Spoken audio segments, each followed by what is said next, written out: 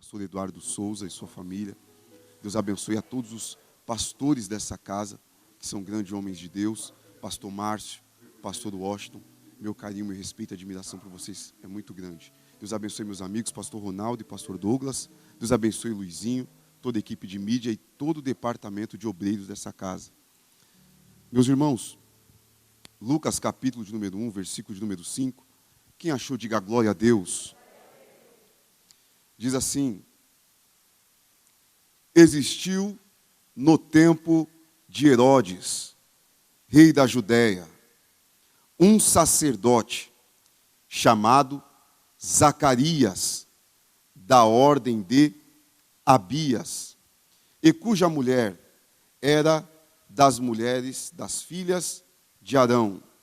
O nome dela era Isabel, e eram ambos justos perante Deus, vivendo irrepreensivelmente em todos os mandamentos e preceitos do Senhor. E não tinham filhos, porque Isabel era estéril, e ambos avançados em idade. E aconteceu que, exercendo ele o sacerdócio diante de Deus, na ordem da sua turma, segundo o costume sacerdotal, coube-lhe em sorte entrar no templo do Senhor, para oferecer o incenso. E toda a multidão do povo estava fora, orando à hora do incenso. Então, um anjo do Senhor lhe apareceu, posto em pé, à direita do altar do incenso. E Zacarias, vendo-o, turbou-se e caiu temor sobre ele. Mas o anjo lhe disse: Zacarias, não temas, porque a tua oração foi ouvida. E Isabel, sua mulher, dará à luz um filho, e lhe porás o nome de João, e terás prazer e alegria, e muitos se alegrarão no seu nascimento. Você pode glorificar e aplaudir a Deus por essa palavra?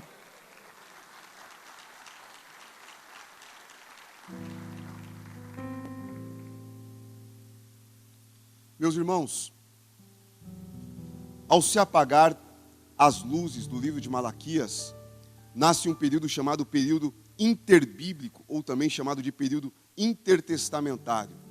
Esse período, ele está justamente no meio dos testamentos.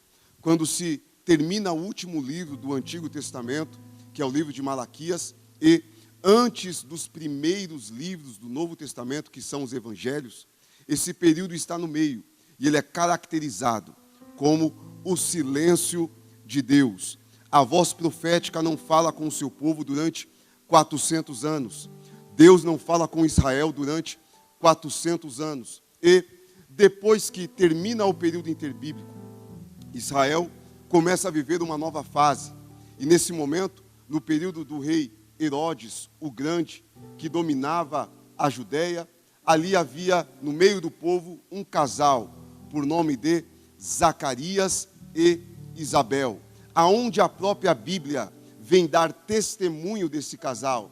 O texto sagrado diz que eles eram retos, o texto sagrado diz que eles eram justos e andavam de forma irrepreensível diante de Deus e seguindo todas as ordenanças. Ora, quando eu olho para Zacarias, quando eu olho para Isabel, aqui eu vejo um casal que é exemplo, aqui eu vejo um casal que é fiel, aqui eu vejo um casal que era motivo de alegria diante de Deus. Mas o texto também vem nos dizer que Isabel, a sua descendência, era da descendência dos filhos de Arão.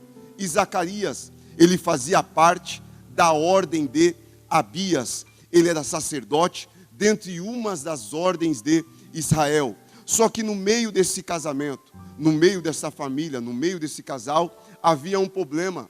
O texto vem nos dizer que, infelizmente, este casal, principalmente Isabel, ela era estéril desde sua mocidade. Isabel, ela não gerava. Eles não tinham filhos e ainda estavam avançados em idade.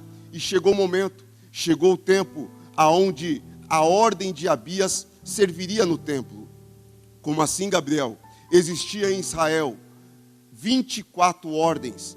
Dentro dessas 24 ordens, cada ordem continha cerca de 800 a 810 sacerdotes. E quando chegou o momento da ordem de Abias, que era a 8ª ordem, sacrificar no templo, servir no templo, esses 810 sacerdotes, eles iam trabalhar no templo, mas não iam de forma conjunta, todos juntos não. Eles eram divididos em 4 grupos ou 4 turmas. E o primeiro grupo de sacerdote, eles iam bem cedo, no romper da manhã, por volta das 5h30, 6 horas da manhã. E o ofício sacerdotal desse grupo de sacerdote era a preparação do altar do sacrifício, principalmente a limpeza do altar do sacrifício. Não podia ter sujeira no altar, não podia ter mancha no altar. O altar tinha que estar totalmente limpo. Quando eu olho para esta passagem, quando eu olho para esse contexto, aqui eu vejo o cenário de Israel e o cenário da igreja, aonde infelizmente o que mais vemos por aí é lugares de pessoas que utilizam o altar, cantam no altar, pregam no altar, mas não têm compromisso com o altar de Deus. Mas quando falamos de altar, não falamos somente desse lugar onde as pessoas são instrumentos para serem usados por Deus. Quando falamos de altar, também falamos da nossa própria vida. Ali, o apóstolo Pedro, na primeira epístola que ele deixa, no capítulo de número 2, versículo de número 9, Pedro ele diz: nós somos a geração eleita, nós somos o sacerdócio real, a nação santa. Pedro estava dizendo para nós aqui que a nossa vida é um altar, mas nós somos o sacerdote da nossa vida. Quando as tentações ela vêm para sujar o nosso altar, quando o pecado vem para sujar nosso altar, é nós que resistimos, é nós que perseveramos, é nós que colocamos a nossa vida em sacrifício e entrega a Deus, para que esse altar que é a nossa vida não seja sujo diante de Deus. O segundo grupo de sacerdote, ele tinha como compromisso preparar o candelabro. O candelabro é a menorá. A menorá era um dos instrumentos a qual representava para Israel ordem e disciplina. E quando olhamos para o candelabro, quando olhamos para a menorá, existe uma ordem de Moisés. Ele disse que a lâmpada de Israel não fosse apagada. O que é isso, Gabriel? O sacerdote teria que ir de 24 a 24 horas, trazer azeite batido e encher os cálices da menorá, para que o fogo da menorá não se apagasse. Não entendi, Gabriel? Um dos símbolos ou uma das tipologias do Espírito Santo é o azeite, mas também a menorá representa a igreja. No livro de Apocalipse está escrito que Cristo é aquele que passeia no meio dos 7 castiçais, ou seja, Cristo passeia entre a menorá, Cristo passeia entre a igreja. Cristo ele conhece a igreja ela tem que ter azeite batido constantemente. O que é isso? A igreja não pode viver uma vida de mesmice, a igreja não pode viver uma vida pacata, a igreja não pode viver uma vida monótona, mas a igreja tem que ter renovação do Espírito constantemente. A igreja tem que ser uma igreja que vive uma vida de renovação. Aleluias. O que é isso, Gabriel? Deus nunca vai deixar a sua igreja, Deus nunca vai deixar a menorá com a chama apagada. A igreja representa ou é representada pela menorá. A chama da igreja não pode estar sendo apagada. A chama da igreja tem que estar sempre acesa. Nós somos o sal da terra, nós somos a luz do mundo. E aqui eu entendo que você chegou talvez aqui hoje enfrentando uma semana de dificuldades, talvez um mês carregado, aonde o diabo tem feito de tudo para tentar apagar a chama da tua fé, tem feito de tudo para tentar apagar a chama do teu ministério, mas o Espírito Santo de Deus, Ele está aqui nessa noite. Deus manda eu te dizer, é Ele que unge a sua cabeça com óleo. Hoje o seu cálice transborda. Certamente a misericórdia e a bondade de Deus te seguirão por longos dias. Não entendi, Gabriel? O diabo pode tentar te apagar lá fora, o diabo pode tentar te abater lá fora, mas aqui sobre a sua vida, a presença de Deus te renovará. O terceiro grupo de sacerdotes era um grupo de honra semelhante ao quarto grupo de sacerdotes. Não podia entrar os 200 sacerdotes nesse momento. Eles tinham que lançar a sorte dentre os 200. Só um entraria no templo. E o texto vem nos dizer que coube-lhe em sorte Zacarias entrar no templo, aonde que no momento eles tiravam a sorte pela Urim e pela Tumim. E quando a sorte caiu sobre Zacarias, ele deixou ali o átrio, deixou ali o pátio, e foi entrando ao lugar santo com um incensário nas mãos.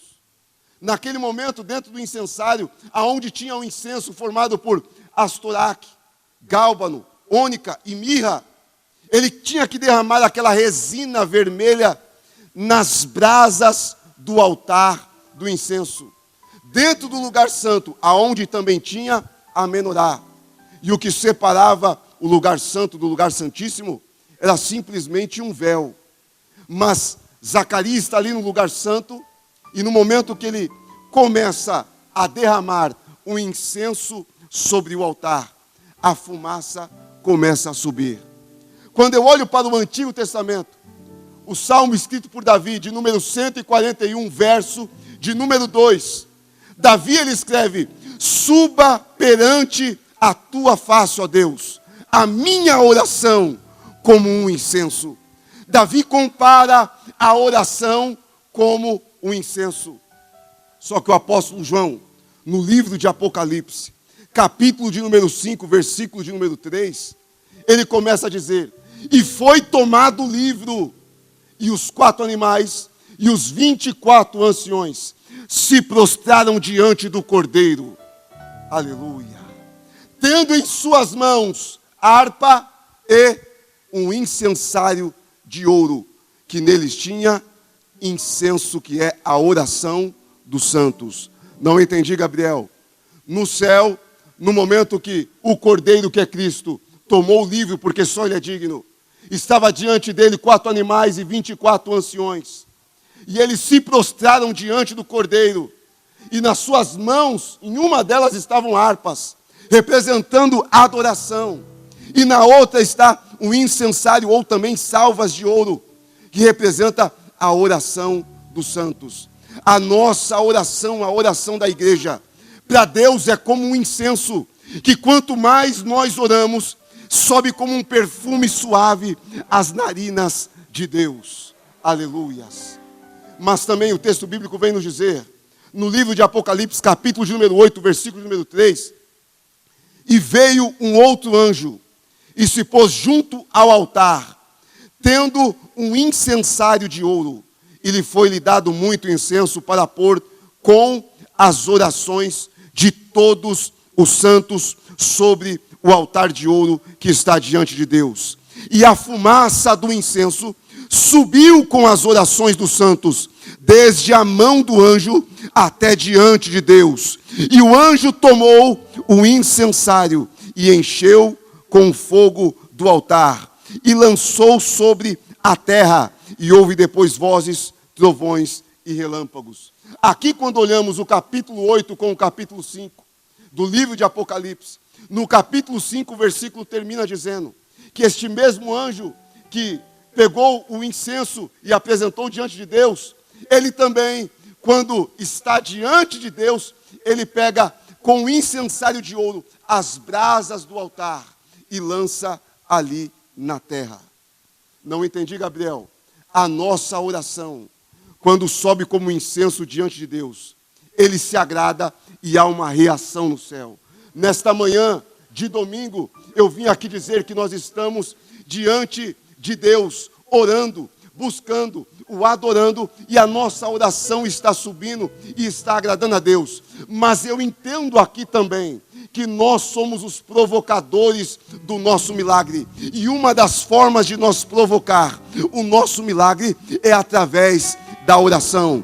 Talvez a nossa oração é a forma mais eficiente de provocar um milagre diante de Deus. Quando eu olho para a Bíblia Sagrada, eu vejo vários provocadores de milagres. Eu vejo homens e mulheres que conseguiram provocar o seu milagre. Quando eu olho para o Antigo Testamento, a Bíblia fala de uma mulher que estava em Siló, e essa mulher subia todos os anos, uma vez ao ano, para orar no templo, porque ela era estéril. O nome dela é Ana, e todo ano quando ela subia, parecia que nada acontecia, mas teve um ano que Ana subiu, e quando Ana subiu, a oração dela não foi uma oração de palavras refinadas. Quando Ana começou a orar, até o sacerdote Eli parou para prestar atenção na oração dela. Enquanto Eli orava para aquela mulher orando, o texto vem nos dizer que ela só mexia os lábios e que ela chorava. Ele pensou que ela estava embriagada, mas ela disse para ele: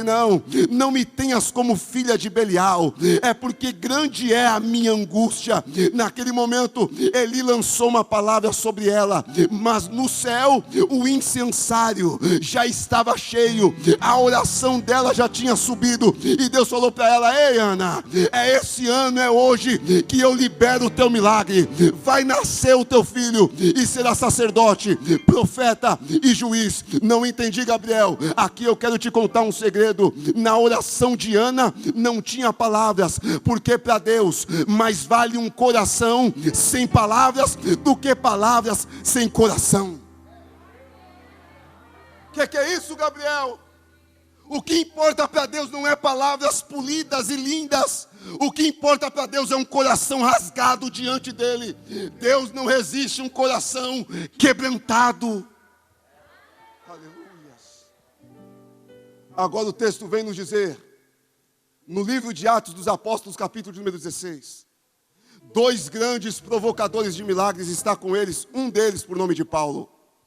A Bíblia vem nos dizer que este grande homem, Paulo, homem que tem uma experiência, um currículo vasto no ministério, homem que passou por naufrágios, picadas de víboras, homem que passou por chicotadas, por açoites, todos os dias nessa cidade ele subia para orar no templo, e ele via que uma jovem escrava olhava para ele e dizia: aí vai uns homens de Deus pregando o evangelho do reino. Só que teve um dia que Paulo não se conteve ouvindo aqueles elogios. Ele olhou para aquela jovem e expulsou o demônio que estava nela. E por causa desta atitude, os senhores daquela jovem levaram Paulo para a corte. Paulo foi julgado, Paulo foi humilhado, rasgaram suas vestes, e no momento que rasgaram as vestes de Paulo, ali mandaram que o carcereiro guardasse Paulo e Silas bem, para que eles não fugissem da prisão. Quando prenderam Paulo e Silas, colocaram em suas pernas um tronco, para que eles não pudessem fugir. Segundo alguns historiadores, aquele tronco nas pernas de Paulo e Silas, não dava para eles ajoelhar que doía, não dava para eles deitar que doía, não dava para poder nem sentar que os pés e as canelas doíam. O que é isso, Gabriel? Aqui eu vejo homens que resistiram, suportaram, porque amaram o evangelho e amaram a Deus. E no momento que eles estão dentro da prisão, diante do sofrimento, diante da luta, o texto é sucinto em nos dizer que perto da meia-noite, Paulo e Silas dentro daquela prisão, um olha para o outro e fala: ei Paulo, eu tenho uma coisa para te dizer. O que é, Silas? Ei, vamos derramar incenso, vamos entregar nosso incenso diante de Deus, vamos orar. Paulo falou: vamos só orar não, vamos adorar também. Enquanto Paulo orava, Silas adorava. Enquanto Silas orava, Paulo adorava, e o incenso começou a subir diante de Deus. Eu fico imaginando no céu, no momento que Deus está no trono, e ele vê o perfume da oração e da adoração de Paulo subindo, o anjo diante do altar, altar. Ele olha, Deus, eu já entendi tudo. É para pegar o incensário e jogar as brasas na terra. No momento que o anjo entende a ação de Deus e o sentimento de Deus, o anjo vai até o altar. Com o incensário pega as brasas e joga as brasas na terra. A reação daquilo que nós lemos é que no momento que o anjo toma essa atitude, aqui na terra há um terremoto. No momento que Paulo está adorando e Silas cantando, ambos levando a Deus em oração, o incenso deles agradando a Deus, os cárceres começam a ser abalados, a cadeia começou a ser abalada, as celas começaram a se abrir, e no momento que o carcereiro pensou em se matar, porque viu que os presos iriam fugir, Paulo grita dentro da prisão: não faça esse mal contigo, porque todos nós aqui estamos em segurança. O que é isso, Gabriel? A tua oração tem o poder de mudar a situação. A tua oração tem o poder de mudar a sentença. A oração de Paulo e Silas, eles entraram numa situação envergonhado, como prisioneiros, como homens que estavam ali presos, cativos, sem moral nenhuma, mas a oração deles, na situação que eles estavam, tirou a situação de vergonha e fez ser uma situação de honra. Eu quero aqui te dizer que a tua oração vai fazer sair toda a vergonha que tem se levantado contra a tua vida. A tua oração vai abalar as estruturas aonde estão tentando te prender, aonde estão tentando te amarrar. A situação que quer te paralisar vai ser abalada pelo poder da oração.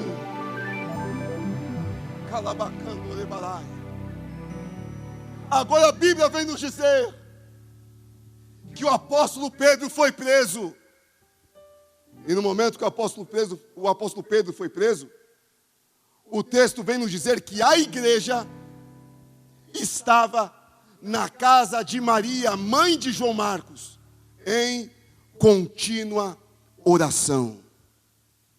Os irmãos se reuniram e começaram a orar de uma forma tão intensa, mas tão intensa, que eu imagino no céu Deus olhando e falando: o que está acontecendo lá embaixo, anjo? O anjo falou: você não está sabendo? Não, eu sou onisciente, mas eu quero ouvir da tua boca. Está subindo aqui um incenso e não é igual o de Ana, que foi uma mulher só. Está subindo um incenso aqui e não é igual o de Paulo e Silas, que foi 2 homens. Está subindo um cheiro agradável até a minha presença, e eu vejo que é de um povo. Aí o anjo fala: é da igreja. Estão orando na casa de Maria, mãe de João Marcos. No momento que o anjo já se apressa para pegar um incensário de ouro e pegar as brasas do altar para jogar na terra, Deus fala: para! Nessa nocandorebarai. Não vai ter brasas que vai ser jogada na terra, não, para mostrar que eu sou com eles. Anjo, vai e desce lá para mostrar a minha glória. O anjo desce até o cárcere. O texto bíblico vem nos dizer que Pedro estava em 4 quaternos de soldado, dentro de 16, num cárcere com 16 soldados, algemado entre 2 soldados. E quando o anjo chega, o cárcere se resplandece. Quando o anjo chega, ele acorda Pedro e diz: pega a tua capa, pega a tua sandália e vamos embora. Ei, capa representa poder, capa representa autoridade, sandália representa estabilidade, sandália representa testemunho. Efésios capítulo 6, as sandálias do Evangelho da Paz, e a capa representa autoridade, igual de Elias e Eliseu. O anjo estava querendo dizer para Pedro: ei, você que está aqui aonde você foi humilhado, aqui aonde você foi preso, aqui aonde você passou por provação, aqui você não vai ficar, aqui você vai levar tudo, mas você vai sair daqui honrando o teu testemunho, debaixo de autoridade, debaixo de poder. Aonde você passar, aonde você for, vão saber que você não vai deixar nada do que é teu, porque aonde você passar, você vai carregar testemunho e autoridade. O anjo sai da cela com Pedro, passa por 2 guardas de soldado. A porta de ferro que dava acesso à cidade, ela abre naturalmente diante do anjo. E quando eles saem daquele lugar, o anjo vai entrando nas ruas, e Pedro, pensando que era uma visão de tão forte que era aquela experiência, O texto bíblico vem nos dizer que o anjo some. E aí Pedro cai na real e vê que aquilo não era uma visão. Ele viveu um milagre. Deus está dizendo para pessoas que estão aqui: eu vou tirar você do patamar natural e vou fazer você começar a viver experiências tão profundas com Deus, que você vai pensar: não, deve ser uma visão, não, deve ser algo da minha cabeça, deve ser um sonho. E Deus está falando: não, eu vou fazer você viver o teu milagre. Eu vou fazer você viver o teu milagre. Eu vou fazer você viver o teu milagre. Quando Pedro chega na casa de Maria, mãe de João Marcos, ele bate na porta. Uma menina por nome de Rode, ela ouve a voz de Pedro, e Pedro batendo na porta. Ela vai e conta para os irmãos que estavam em oração. Os irmãos ouvem e falam: não deve ser Pedro não, talvez essa menina deve estar delirando, não deve ser Pedro não, porque a oração estava tão intensa, eles estavam tão mergulhados na oração, que eles estavam presos, irmãos, presos numa intimidade com o céu, uma intimidade maravilhosa. Mas Pedro insistia em bater na porta, e quando eles ouviram a porta bater, quando eles ouviram a voz de Pedro e abriram a porta, aí eles entenderam que a oração deles gerou um milagre.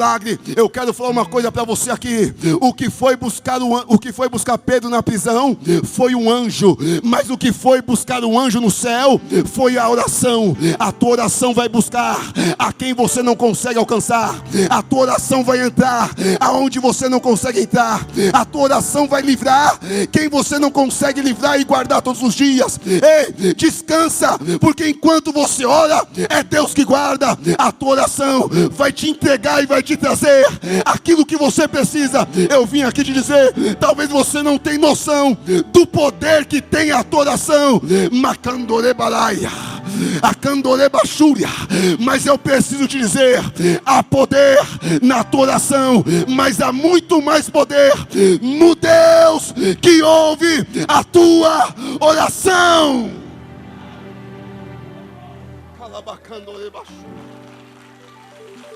Calabacandorebachúria.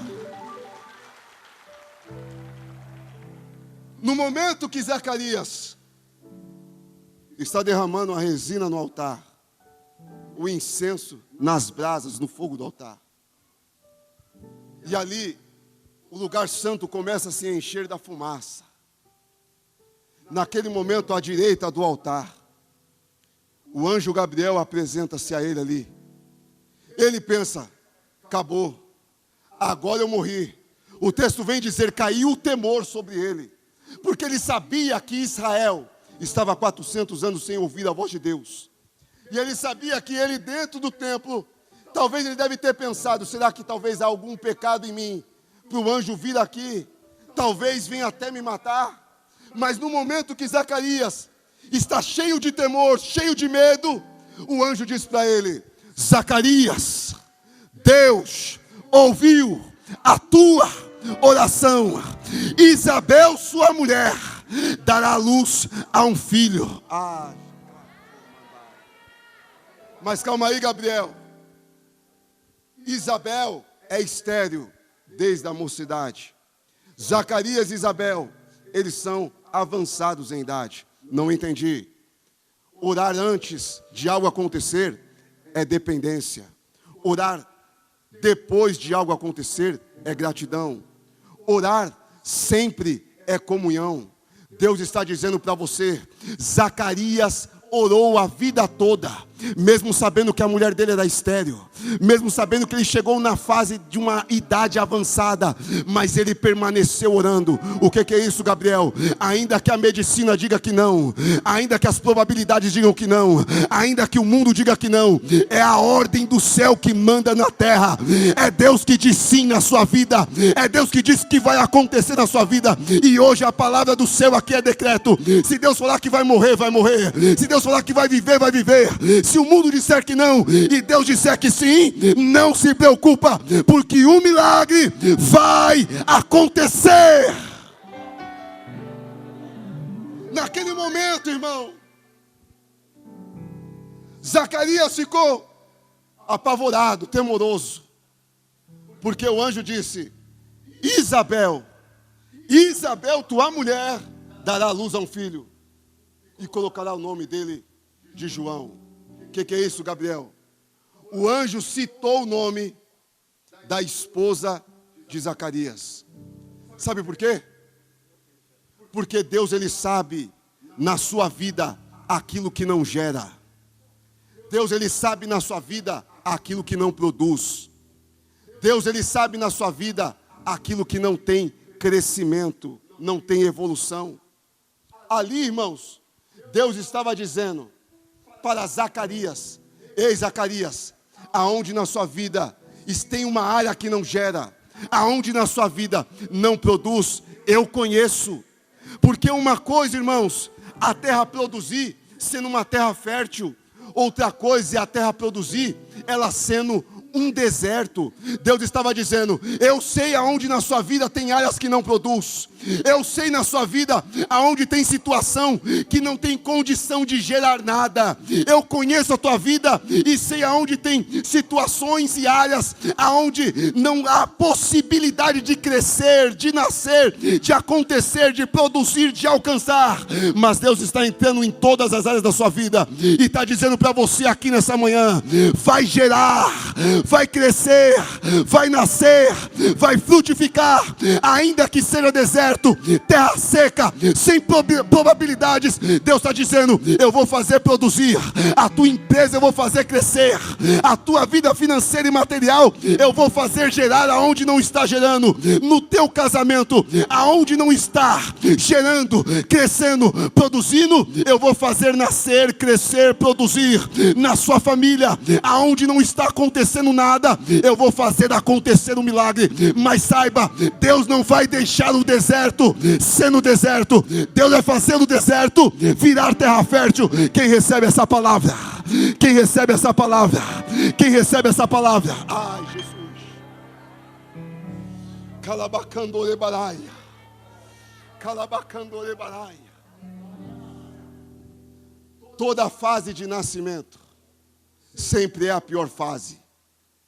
As mulheres aqui que já teve filhos sabem que o pior momento da gestação, quando você gera, é a hora do nascimento. As dores de parto são intensas, os enjoos, e principalmente sabemos que tem mulheres que morrem na mesa do parto, porque não aguentam a dor. O Espírito Santo manda eu dizer para você: nos teus piores momentos de dores, diante das tuas maiores dificuldades, é neste momento que eu vou fazer nascer um milagre na tua vida. Mas Gabriel, eu estou vivendo o pior momento do meu casamento. Gabriel, eu estou vivendo o pior momento da minha vida. Gabriel, eu estou vivendo o pior momento da minha vida financeira e econômica. Deus está te dizendo aqui nessa manhã: é nesse momento que eu vou gerar um milagre. É nesse momento que eu vou gerar um milagre. Eu vou fazer um milagre nascer. É nos seus piores momentos. Com a permissão dos pastores, fique de pé.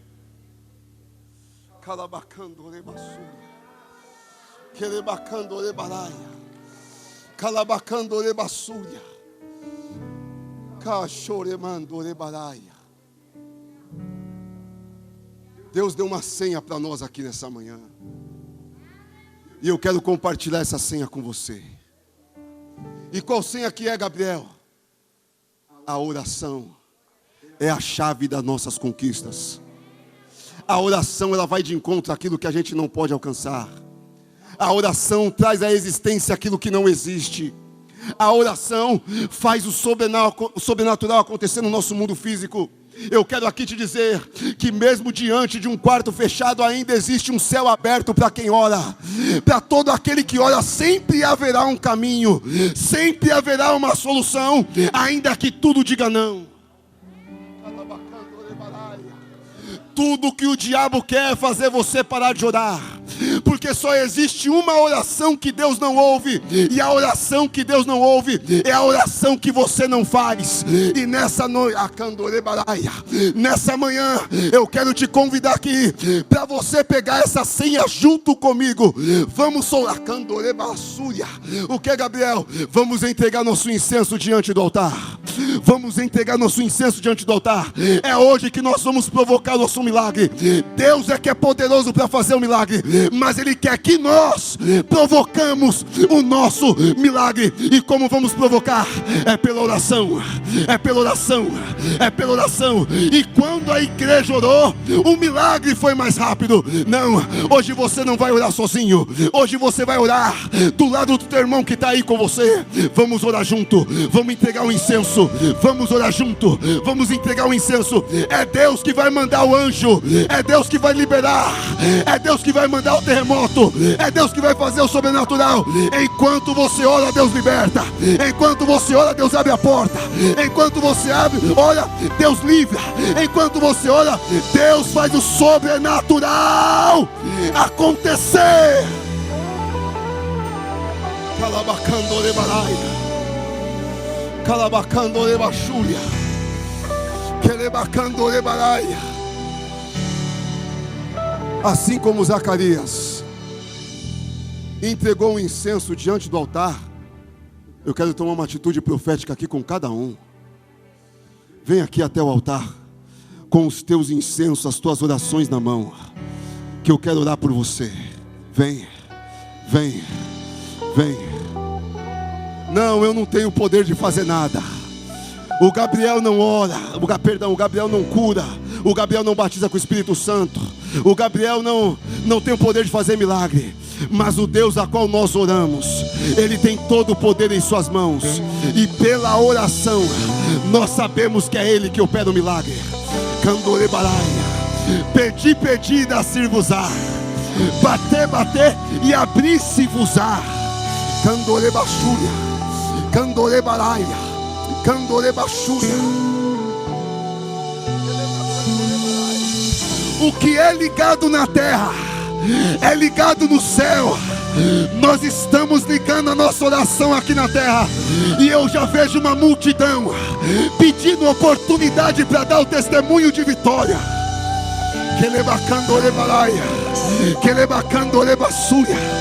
Eu já estou presenciando aqui lágrimas, choro.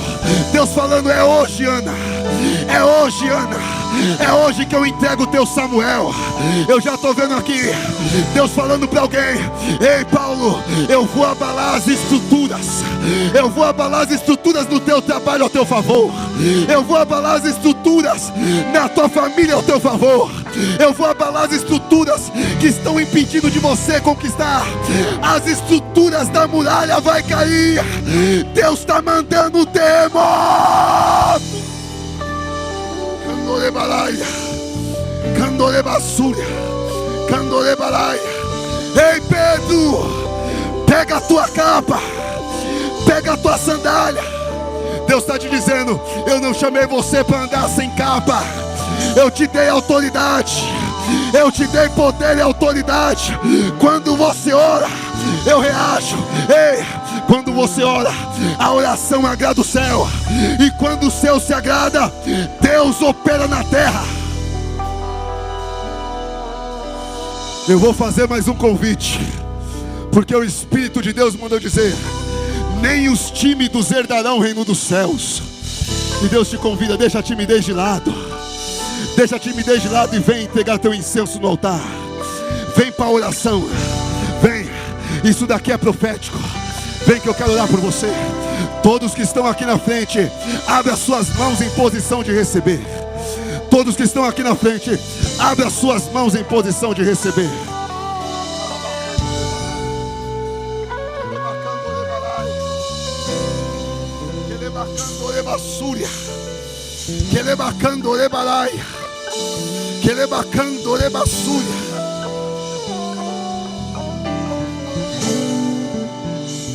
Eu não sei qual foram as palavras de Ana. Eu não sei qual foi as palavras ditas por Ana. Mas quando ela orou, o milagre aconteceu. E o que é que vai acontecer aqui, Gabriel? Aquilo que aconteceu na porta formosa do templo. Eu não tenho ouro nem prata, mas o que eu tenho eu te dou. Pela oração o teu milagre chega hoje. Aquilo que você está orando agora diante do altar de Deus, diante do altar, O que você está apresentando diante de Deus? Deus te diz: aquilo que você precisa e necessita, o teu milagre chega hoje. Chega hoje. Chega hoje, em nome do Pai, em nome do Filho, em nome do Espírito Santo. Ei, se você está orando por um amigo, se você está olhando por um familiar, Deus te diz: você lembra de Jó? Eu mudei o cativeiro de Jó. Quando ele orava pelos teus amigos, Deus te diz: enquanto você está orando por ela, enquanto você está orando por ele, eu estou mudando o teu cativeiro. Eu estou te abençoando, eu estou te honrando, eu estou fazendo na tua vida um milagre, um milagre, um milagre.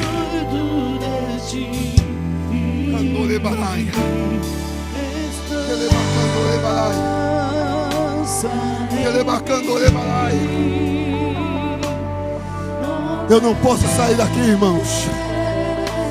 Eu não posso sair daqui debaixo dessa atmosfera de oração sem antes perguntar. Para você que talvez porventura deixou a vida de oração de lado, talvez você que se afastou do caminho do Senhor, talvez você que por algum motivo não tem vindo mais, Deus sente saudade das tuas orações. Eu vejo Deus falando para algumas pessoas aqui: você vai voltar a ter sede de orar. Você vai voltar a ter sede de oração. Eu vou te impulsionar na madrugada. Eu vou te impulsionar na cozinha quando estiver lavando louça. Eu vou te levar em oração quando estiver dirigindo. Eu vou mostrar para você que eu estou em comunhão com você a todos os momentos.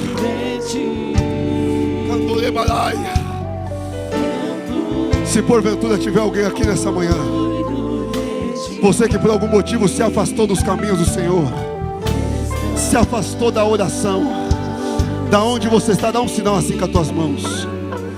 Só você que se afastou dos caminhos do Senhor. Tem alguém? Não tem ninguém? Glórias a Deus. Glórias a Deus. A igreja de Cristo que está aqui na frente, fecha tuas mãos e diga assim: eu tomo posse do meu milagre, em nome do Pai, em nome do Filho, em nome do Espírito Santo. Amém. Seja abençoado e recebe o teu milagre em nome de Jesus.